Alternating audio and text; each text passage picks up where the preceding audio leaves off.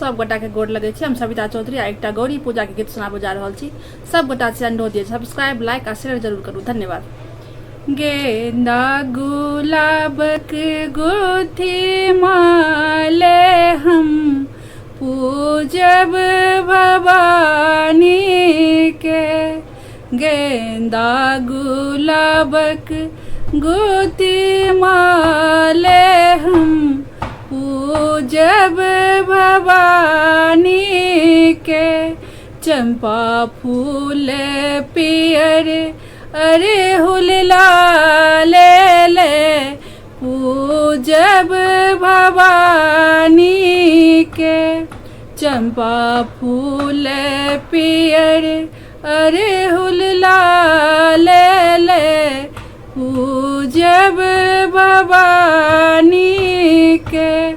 केरा नरियर अनार सजा भोगक थाले हम पूजब भवानी के।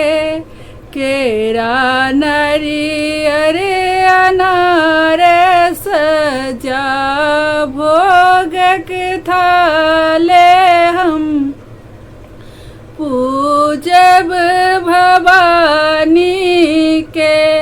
चंपा फूल पियर अड़हुल लाल पूजब भवानी के।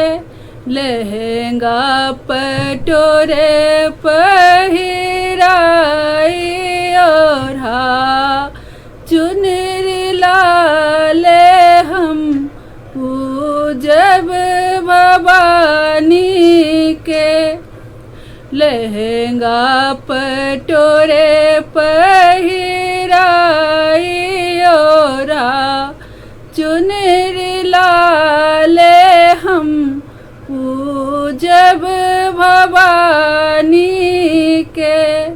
चंपा फूल पियर अड़हुल लाल पूजब भवानी के। अगर कपूरे दीप बारी चढ़ा सिंदूर लाल हम पूजब भवानी के। अगर कपूरे दीप बारी चढ़ा सिंदूर लाल हम पूजब भवानी के। चंपा फूल पियर अड़हुल लाल पूजब भवानी के।